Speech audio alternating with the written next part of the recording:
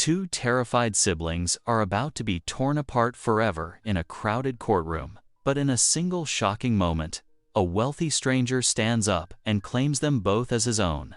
Everyone thinks it's just an impulsive act of charity, until he notices something impossible, an identical birthmark linking them to him. Suddenly, the question isn't just about saving two children from heartbreak. It's about uncovering a secret buried in the past, a secret their late mother took to her grave. As the battle for family and truth explodes, powerful forces rise up to tear them apart again. And the stakes are higher than anyone can imagine because love may not be enough to win this fight. Could this man truly be their father? Or will his past mistakes destroy the only chance these children have for a family? Tell me in the comments where you're watching from right now, and if this story speaks to you, make sure you hit subscribe so you don't miss the next one. Rain drummed against the tall courthouse windows, matching the somber mood inside courtroom 3. The afternoon light cast long shadows across the polished wooden floors, where two small figures huddled together, their faces wet with tears. 6-year-old Lily pressed her face into her big brother James's shoulder, her small fingers gripping his worn blue sweater. Judge Evelyn Whitmore's voice echoed through the hushed chamber. Given the circumstances and available foster placements, the court has no choice but to separate the siblings. She adjusted her glasses, genuine regret crossing her face. James will be placed with the Peterson family in Millbrook, while Lily will go to the Hendersons in Riverside. No, please. James's voice cracked as he held his sister tighter. You can't take her away. At 8 years old, he stood brave and protective, though his lower lip trembled. I promised Mom I'd take care of her. Lily's quiet sobs grew louder. Jimmy, don't let them take me. Her small hand clutched, the heart-shaped locket around her neck, their mother's last gift to her. Two social workers approached cautiously, their faces sympathetic but determined. The woman reached for Lily, while the man moved toward James. Come on, sweethearts, it's time to go. James backed away, pulling Lily with him. No, you can't. His voice rose in panic. She's all I have left. The heavy courtroom doors suddenly burst open with a bang that made everyone jump. Rain-soaked and breathing hard stood Daniel Carrington, his usually immaculate suit wrinkled and his tie askew. Water dripped from his silver hair onto the marble floor as he strode forward. Stop! His commanding voice filled every corner of the courtroom. I'll adopt them both. Gasps rippled through the chamber. The social workers froze in place. Judge Whitmore's eyebrows shot up as she recognized one of the city's most prominent businessmen. Mr. Carrington, the judge said carefully, this is highly irregular. You can't simply burst into my courtroom and, Your Honor, Daniel interrupted, his voice softer now but still urgent. I have the means, the space, and most importantly, the desire to keep these siblings together. Surely that's in their best interest? The children stared at him with wide eyes, hope beginning to replace fear on their tear-stained faces. Daniel walked closer, his expensive shoes clicking against the floor.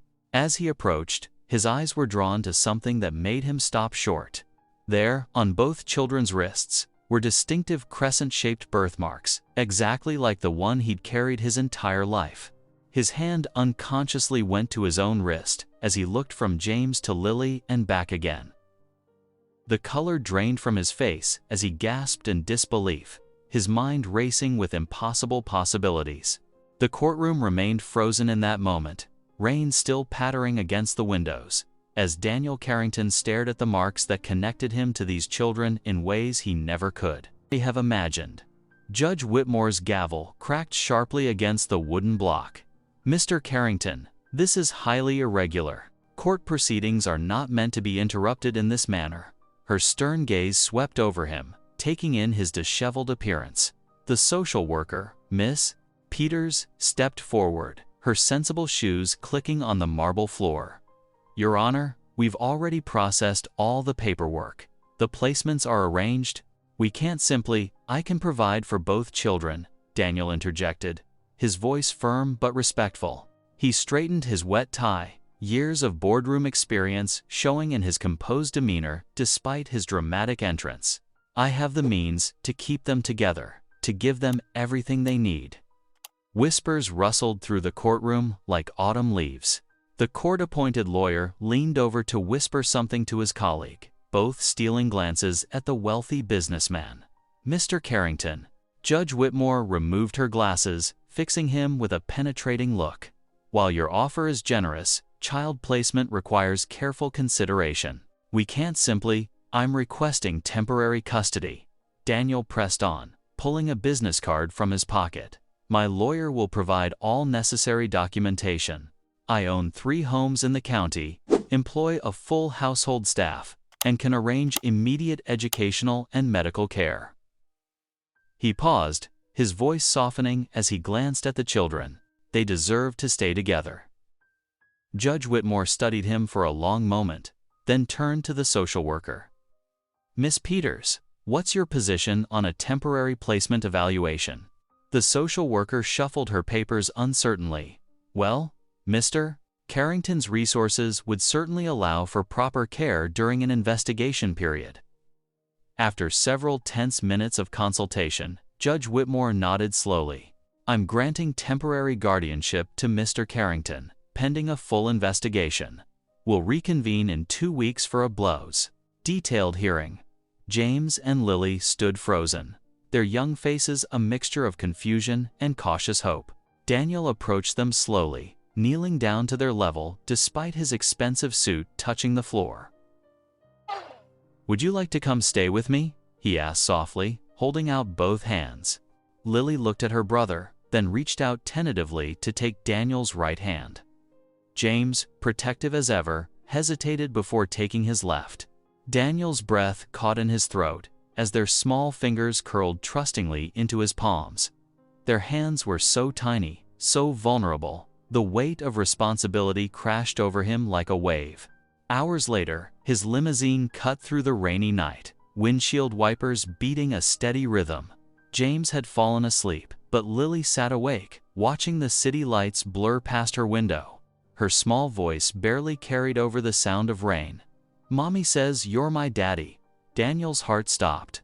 The world tilted on its axis as those 6 simple words shattered everything he thought he knew. Lightning flashed outside, illuminating his stunned reflection in the car window as they drove deeper into the stormy night. The black iron gates of Carrington Manor swung open silently as Daniel's limousine pulled into the curved driveway. Rain pelted against the windows, casting wavering shadows across the children's tired faces. The mansion loomed before them, its stone facade gleaming wet in the evening gloom. Mrs. Henderson, the housekeeper, stood waiting at the grand entrance with an umbrella. Her usually stern expression softened at the sight of the 2 small figures emerging from the car. "Welcome home," she said, her voice gentle but uncertain. The children stayed close together as they entered the soaring foyer, their worn shoes squeaking against the marble floor. Crystal chandeliers sparkled overhead, and priceless artwork lined the walls. Lily's small hand found James's, squeezing tight. "Let me show you to your rooms," Daniel said, trying to sound cheerful despite his own nervousness. He'd never had children in the house before. The staff watched from doorways and hallways, curiosity evident in their careful movements. "Are you hungry?" Daniel asked, breaking the heavy silence. 2 small nods answered him. "Mrs. Henderson, could you please prepare some hot soup?" In the massive kitchen, Daniel personally ladled steaming chicken noodle soup into delicate china bowls, something he'd never done before. His hands shook slightly as he placed them before the children at the breakfast nook, rather than the formal dining room that seemed too overwhelming. Lily sat perched on the edge of her seat, one hand still clutching the tarnished locket that hung around her neck. As she leaned forward to blow on her soup, the locket swung open. Daniel's spoon clattered against the counter. There, in the small oval frame, was a face he hadn't seen in 7 years. Maria, his former maid. Her gentle smile beamed from the photograph, exactly as he remembered her. The room seemed to spin. Maria had worked in his house for nearly a year before disappearing without a trace. He'd always wondered, but never imagined. The crescent birthmarks, the timing, It all suddenly made horrible sense. "That's our mommy," Lily whispered, touching the photograph with one finger. "She's in heaven now." Guilt crashed over Daniel like a physical wave. He gripped the counter to steady himself. Memories flooding back, the stolen glances, the gentle conversations, the way she'd left so suddenly. He'd let her go without searching, too proud, too concerned with appearances. Later that night, long after the soup bowls had been cleared and the children tucked into their separate guest rooms, Daniel stood in the hallway between their doors. He could hear Lily's soft breathing from one room, James's quiet snuffles from the other. His hand trembled as he touched first one doorframe, then the other. "Could they truly be mine?" "What?" he whispered, into the darkness, his voice barely audible above the rain, still drumming against the windows. Golden morning light filtered through the tall windows of Daniel's study, casting long shadows across the polished mahogany desk. He sat there, surrounded by stacks of personnel files from years past, his fingers trembling slightly as they traced over Maria's employment records. The morning was quiet, except for the gentle ticking of the grandfather clock in the corner and the occasional rustle of paper. December 15th, 2015, he read aloud, his voice barely above a whisper. The date of Maria's last day stared back at him. No notice, no explanation. Just gone, leaving nothing but a void that he'd tried to fill with work and social obligations. The intercom buzzed, interrupting his thoughts. "Mr. Carrington, Miss Margaret Wilson is here to see you. Send her in, please." Daniel replied, grateful for the familiar presence of his oldest friend and trusted attorney. Margaret strode in, her practical heels clicking against the hardwood floor. Her gray suit was as precise as her personality, but her eyes held warmth as she took in Daniel's disheveled appearance. "You look like you haven't slept," she said, settling into the leather chair across from him. "I haven't, not really." Daniel pushed Maria's file toward her. "It's been right here all along, Margaret. 8 years ago, Maria worked in this house. She was more than just efficient, she was kind, intelligent." His voice trailed off. Margaret picked up the file, her expression growing serious. "And you think these children are yours? The birthmarks, their age, the timing of her departure, it all fits." Daniel ran his hands through his silver-streaked hair. "Lily said her mother told her I'm their father." "Daniel?" Margaret's voice was gentle but firm. "Proving paternity won't be simple. Your family, to hell with what they think." Daniel interrupted, then immediately softened his tone. "I'm sorry. It's just, these children need me." "Your family won't see it that way," Margaret warned, leaning forward. "The Carringtons have always been obsessed with bloodlines and scandal. They'll fight this tooth and nail, especially your father. And without Maria here to confirm anything." She left the sentence hanging. Daniel stood, walking to the window.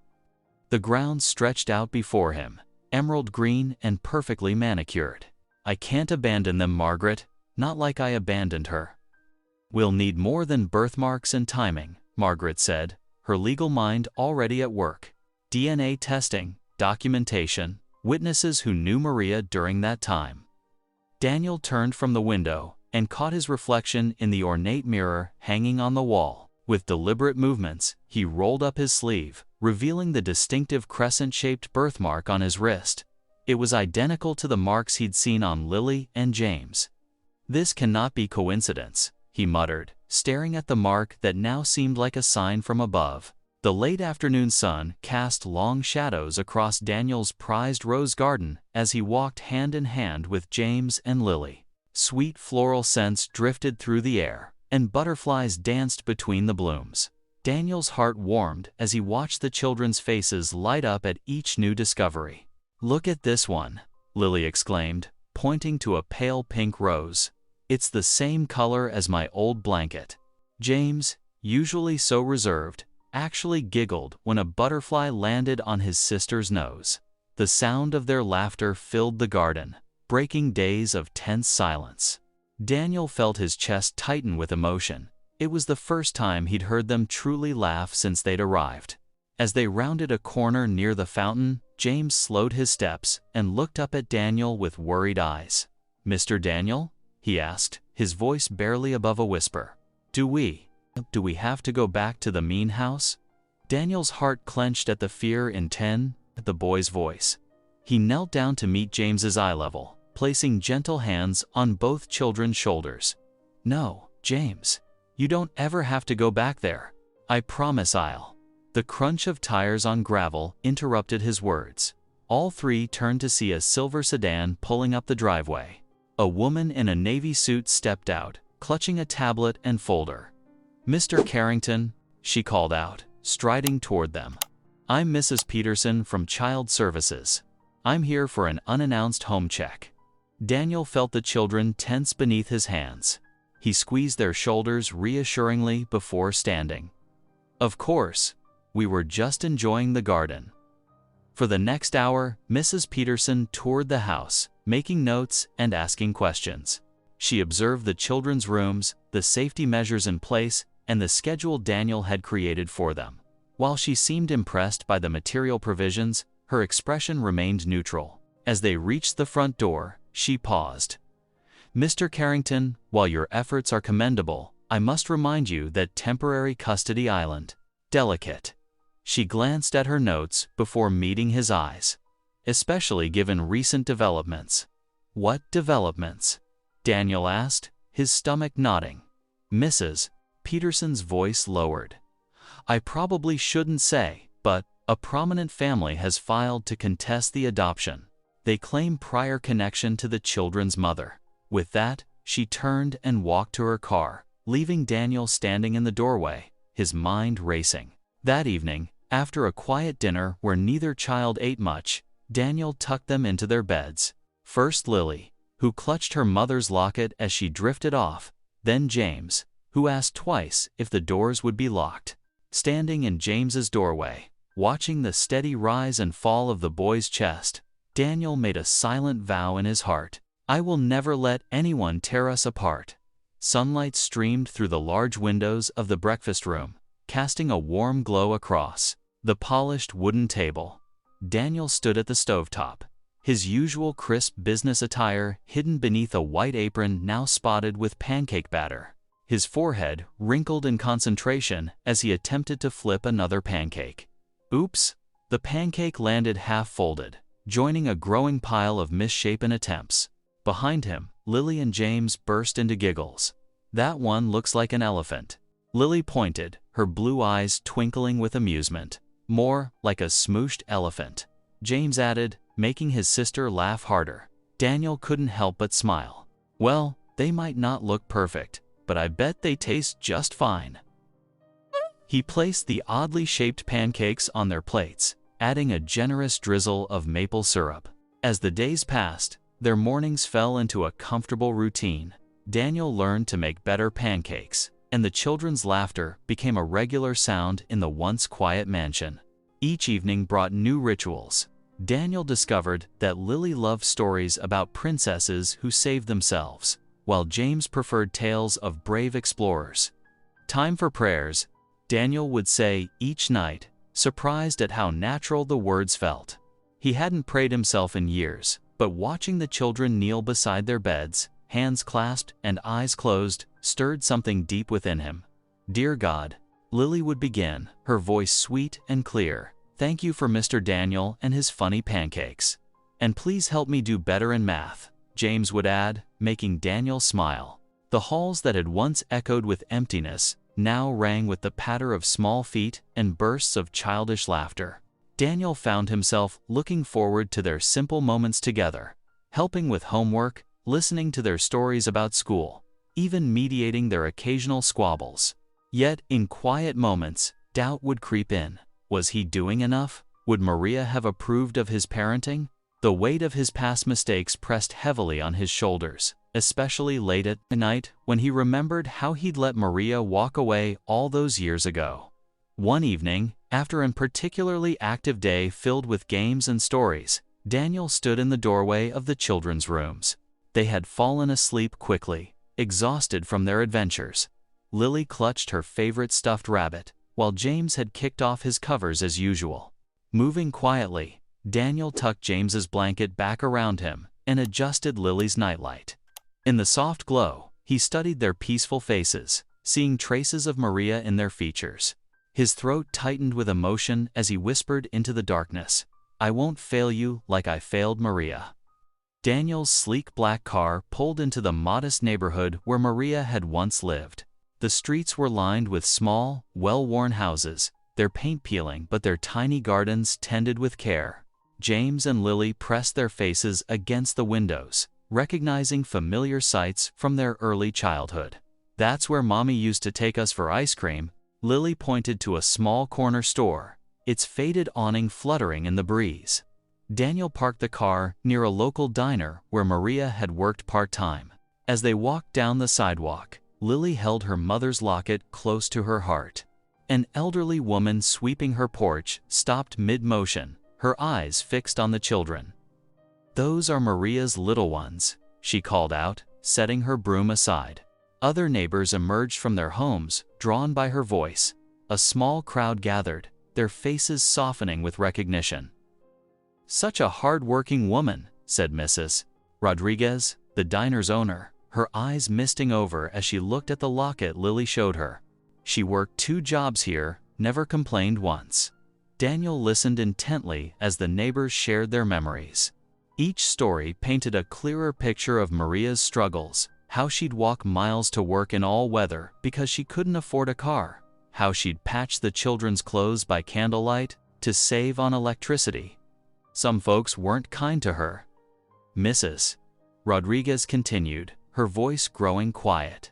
They'd whisper things, make assumptions about a single mother with 2 children. But Maria held her head high. Mr. Chen, who ran the corner store, spoke up. "I remember when people would ask about the children's father. She never said a word. Just smiled and changed the subject. Must have been protecting someone important." 23:4. We all guessed that much. Daniel's throat tightened as guilt washed over him. Each revelation felt like a physical blow. Maria had endured poverty, prejudice, and isolation, all while protecting his reputation.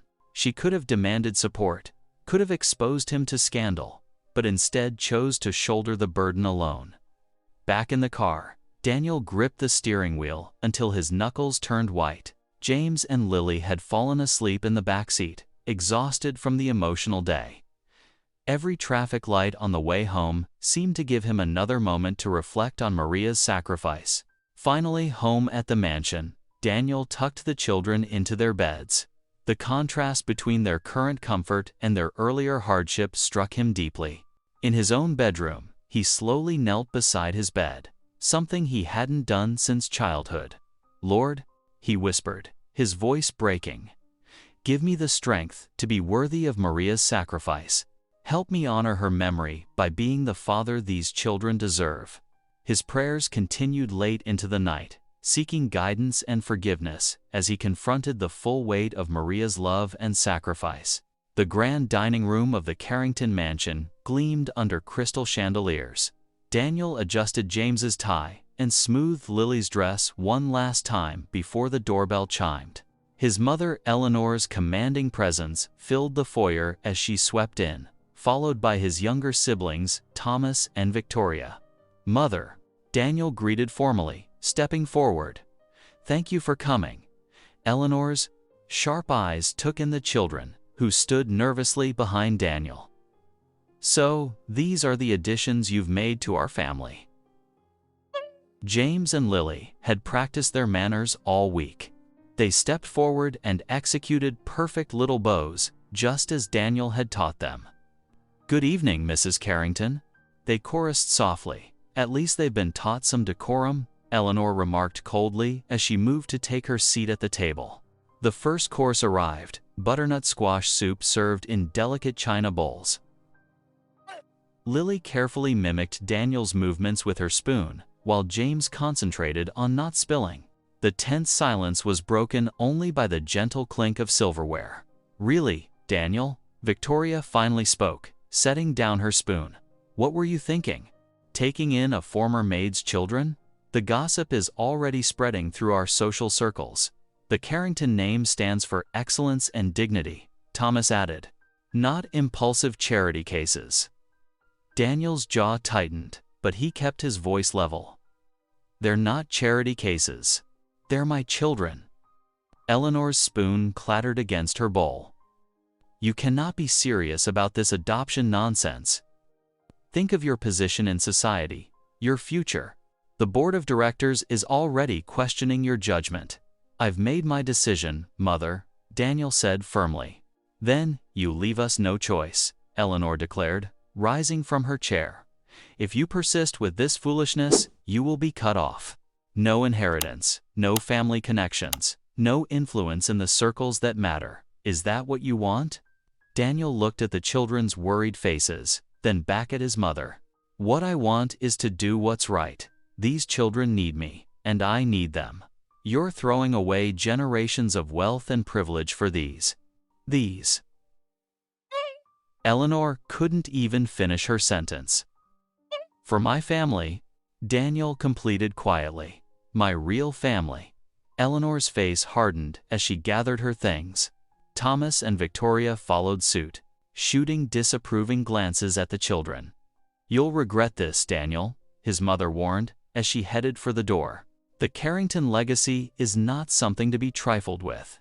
As the heavy front door slammed behind them, Daniel turned to James and Lily, who looked close to tears. He knelt down and gathered them both in his arms, mustering a brave smile. You're my family now, he said softly. That's all that matters. The late summer afternoon painted Daniel's garden in golden hues, as dozens of colorful balloons swayed gently in the breeze. Paper streamers and twinkling lights transformed the usually formal space into a magical wonderland. Daniel had spent weeks planning this joint birthday celebration for Lily and James, determined to make it perfect. Neighbors streamed through the wrought iron gates, bearing wrapped presents and warm smiles. Church members who had welcomed the children into their Sunday school classes arrived with homemade treats. Even Daniel's household staff, who had grown to love the children dearly, bustled about with excited energy, arranging refreshments and decorations. Look at all the people, Lily whispered to James, clutching his hand. Her eyes sparkled with wonder at the sight of so many guests gathering just for them.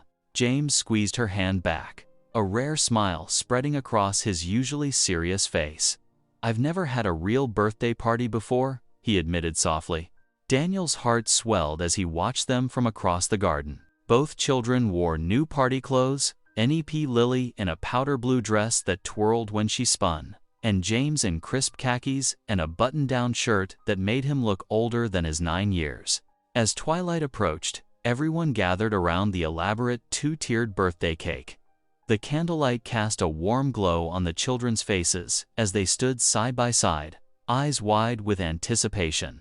The crowd began singing Happy Birthday, their voices rising joyfully into the evening air. Make a like 64ing now with her wish, Daniel encouraged, his hand resting gently on James's shoulder.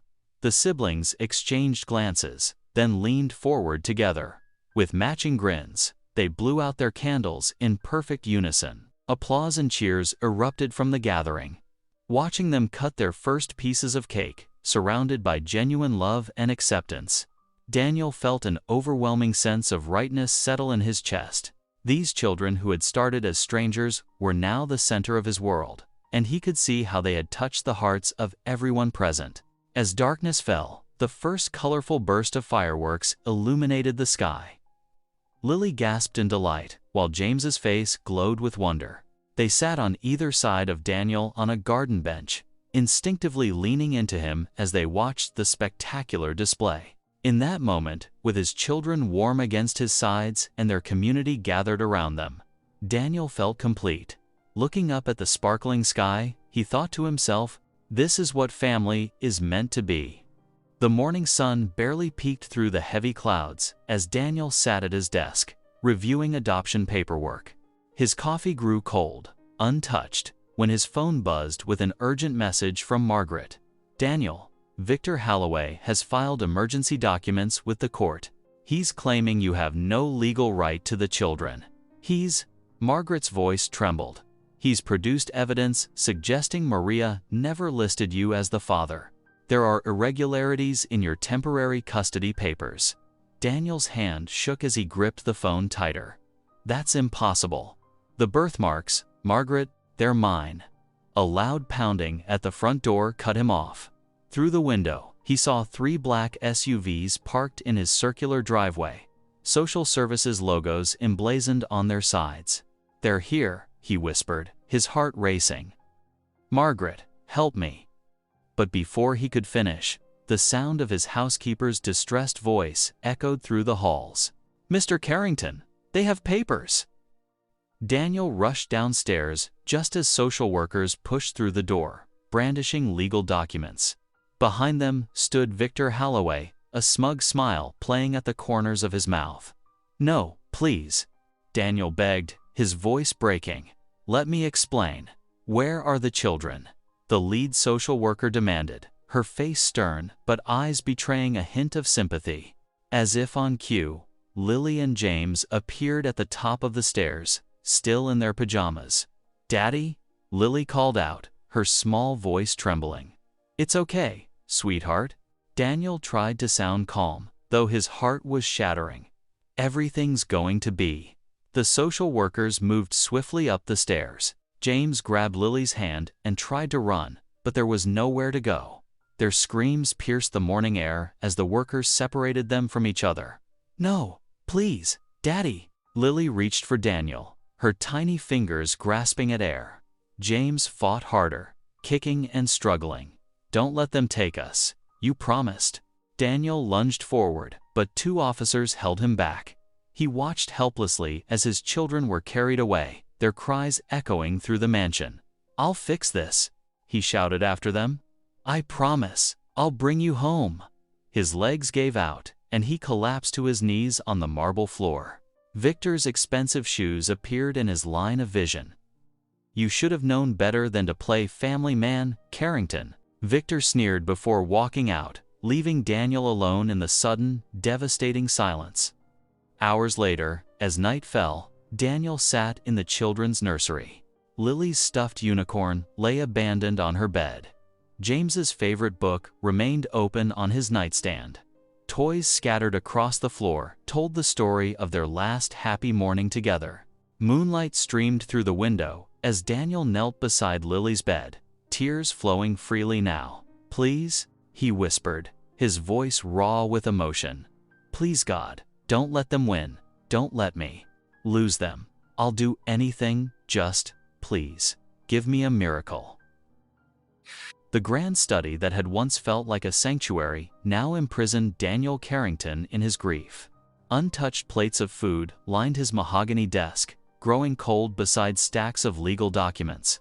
The silence pressed against his ears like cotton, broken only by the steady tick of the grandfather clock in the corner. 3 days had passed since they'd taken the children. 3 days of emptiness that felt like 3 years. The house echoed with the absence of small footsteps and children's laughter. Even his normally impeccable appearance had suffered. His tie hung loose around his neck, and stubble shadowed his jaw. The knock at his study door was gentle but insistent. "Daniel?" Margaret's familiar voice carried through the heavy wood. When he didn't answer, she entered anyway, her practical heels clicking against the hardwood floor. "You can't keep doing this to yourself," she said, taking in the scene, the drawn curtains, the scattered papers, the man who seemed to have aged 10 years in 3 days. "The children need you fighting, not hiding." Daniel lifted his bloodshot eyes to meet hers. "Fight? With what, Margaret? My money?" He gestured bitterly at the room around him. "My influence? My power? None of it matters. The system doesn't care about any of it. They just took them." His voice cracked on the last words. Margaret crossed the room, pulling up a chair to sit across from him. "You're right, money isn't enough. But that's not all you have." "What else is there?" he asked, slumping further into his leather chair. "Love," Margaret said, simply. "Truth. Those are stronger than money, Daniel." Those children are yours, not just by blood, but by heart. The truth will come out. How can you be so sure? Because I've known you for 20 years, and I've never seen you love anything the way you love those children. That kind of love doesn't give up, it fights. Daniel's eyes drifted to Maria's locket, lying open on his desk. Her smile beamed up at him from the tiny photograph inside, unchanged by time. He reached out with trembling fingers to touch the silver surface. Maria fought for them alone for so many years. Margaret continued softly. She never gave up. Now it's your turn.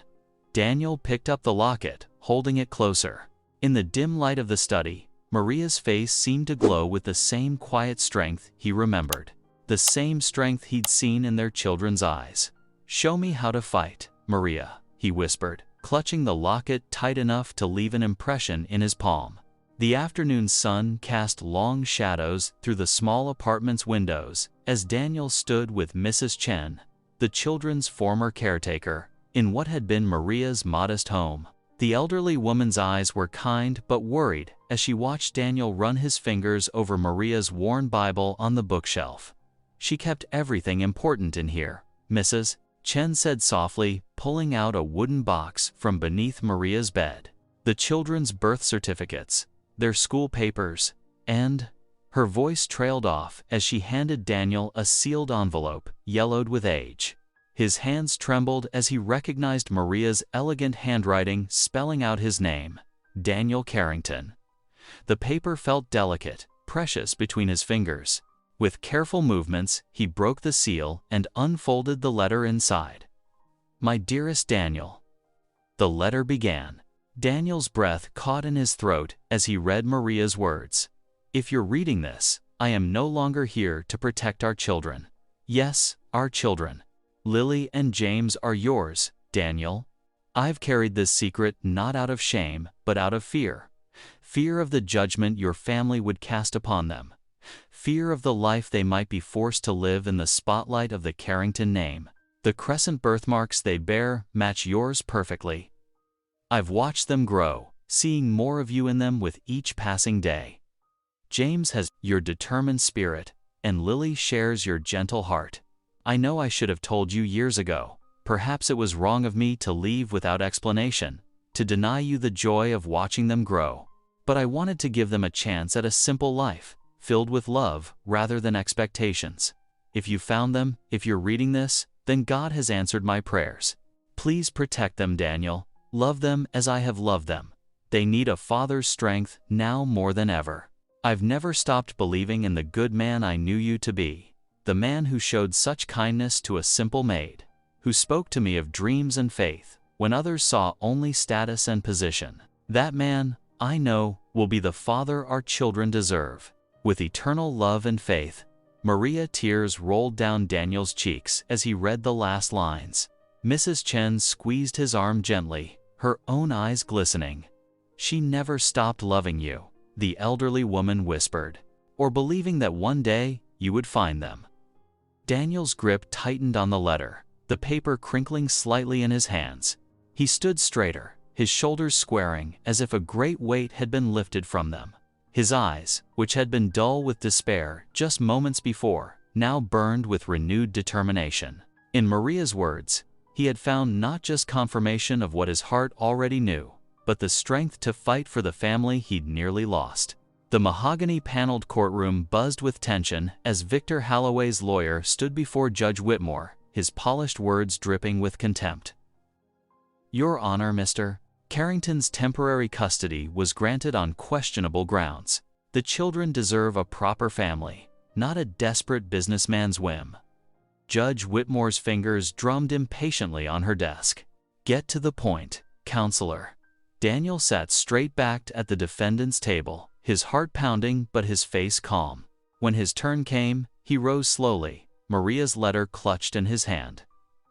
"Your Honor, I have evidence that changes everything." He unfolded the letter with reverent care. "This is from Maria, the children's mother, written before her death."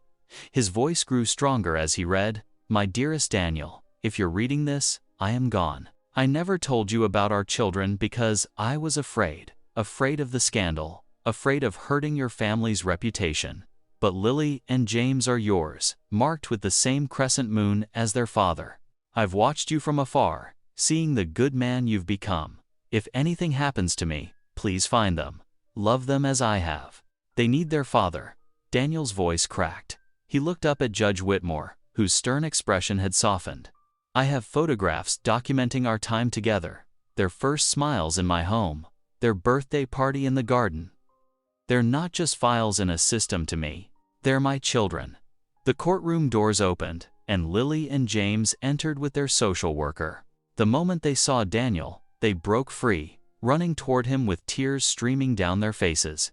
"Daddy," Lily sobbed, throwing herself into his arms. James wrapped his arms around them both, his shoulders shaking. "Please don't let them take us away." Women in the gallery dabbed at their eyes. Even the court reporter paused, wiping away tears. Judge Whitmore removed her glasses, studying the scene before her. The Holloway family shifted uncomfortably in their seats, as witnesses to this raw display of love. Daniel held his children close, looking directly at the judge. "Your Honor, I may have come to fatherhood late, but these children are my heart now. I'm asking, I'm begging, let me be the father they deserve." Judge Whitmore picked up her gavel, her expression resolute. The sound of it striking the block echoed through the hushed courtroom.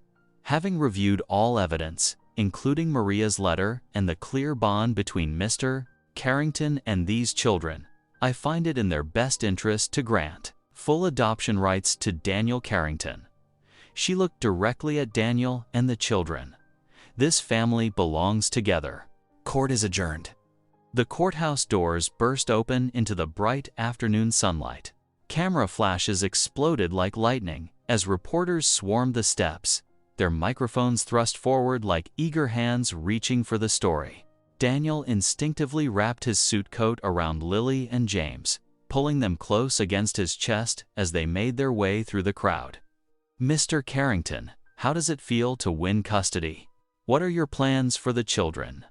The questions came rapid fire, but Daniel focused only on protecting the precious cargo tucked beneath his arms. Lily's small fingers gripped his shirt while James pressed his face into Daniel's shoulder, both children trembling but smiling through their tears of joy. Through the sea of reporters, familiar faces emerged. Mrs. Peterson from the church choir waved excitedly, her eyes glistening. The Henderson family from 3 houses down held up a handmade sign that read, "Welcome home Lily and James." Even Mr. Thompson, the gruff grocery store owner, stood among the well-wishers, dabbing at his eyes with a handkerchief. "God bless you, Daniel," called out Reverend Matthews, his warm voice carrying over the crowd. The gathering of supporters grew larger as more neighbors and church friends joined in, their cheers drowning out the reporters' questions. Overwhelmed by the show of support, Daniel paused on the courthouse steps. With strength he didn't know he possessed, he lifted both children into his arms, one on each hip. Lily wrapped her arms around his neck, while James, usually so reserved, beamed with unguarded happiness. "We're a family now," Daniel declared proudly, his voice thick with emotion. The crowd erupted in applause and cheers, several people wiping away tears. As they made their way to the waiting car, Margaret held the door open, her usual professional demeanor softened by a warm smile. Daniel carefully settled the children into the back seat, making sure their seatbelts were secure before sliding into the front passenger seat. As they pulled away from the courthouse, something magical happened. A sound Daniel had been waiting weeks to hear filled the car. 10, pure, uninhibited laughter. In the rearview mirror, he could see Lily and James holding hands, their faces glowing with joy as they began singing "This Little Light of Mine," a song they'd learned in Sunday school. For the first time since he'd met them, their voices rang out without a trace of fear or hesitation. James, who had always been so careful and guarded, sang at the top of his lungs, while Lily swayed back and forth, her whole face lit up with delight. Margaret steered the car toward home, their home, as the children's sweet voices filled the air with song. Daniel closed his eyes for a moment, letting the sound wash over him, knowing that this was just the beginning of their journey together. The spring sunshine bathed the Carrington estate in golden light as laughter filled the air. The once cold mansion had transformed into a warm home, its gardens alive with new purpose. Daniel stood in the freshly turned soil, his sleeves rolled up, helping Lily and James position a young maple sapling in the hole they dug together. "Careful now," Daniel guided, his hand steady as James held the trunk straight. "We want to give this little tree the best start possible." Lily sprinkled handfuls of dirt around the roots, her face bright with concentration. "Will it grow as tall as the house, Daddy? Even taller, sweetheart?" Daniel smiled, watching as his daughter patted the soil with such tender care. "This tree will grow strong and mighty, just like our family." James looked up at Daniel, his eyes reflecting trust that had taken months to build. "How long will it take?" "Years," Daniel answered honestly, reaching for more soil. "But that's the beauty of it. We'll watch it grow together, year after year. Each spring, it'll sprout new leaves. Each summer, it'll give us shade. And each fall, it'll paint the garden with beautiful colors."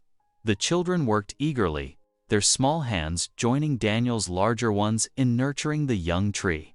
As they finished, Daniel gathered them close, looking at their creation with pride. "You see," he said softly, "this tree is like our family. Its roots will grow deep and strong, anchoring it against any storm. Just like the love that holds us together, unshakable, growing stronger every day." Lily touched the smooth bark gently. "Like how you never gave up on us?" Daniel's heart swelled with emotion. "Exactly like that, Princess. Faith and love kept us together, even when things seemed impossible." James leaned against Daniel's side, his usual guardedness melting away. "And nobody can take us away now? Ever? Never," Daniel assured firmly, wrapping his arms around both children. "We're a family, bound by something stronger than any paper or cord could ever make. We're bound by love." The three of them stood together in the warm afternoon light, watching their tree sway gently in the breeze. After all the struggles, the tears, and the fights to stay together, this moment felt like a blessing, a new beginning. Lily and James turned simultaneously, wrapping their arms around Daniel in a tight embrace. He held them close, these precious children who had changed his life in ways he never imagined possible. Under the newly planted tree, with its first leaves reaching toward the sky, Daniel whispered the truth he'd learned through their journey together. Families aren't broken by the past. Families are built by love. If this story made you pause, reflect, or even smile, don't forget to subscribe. I post daily, and the next story might be exactly what you need to hear.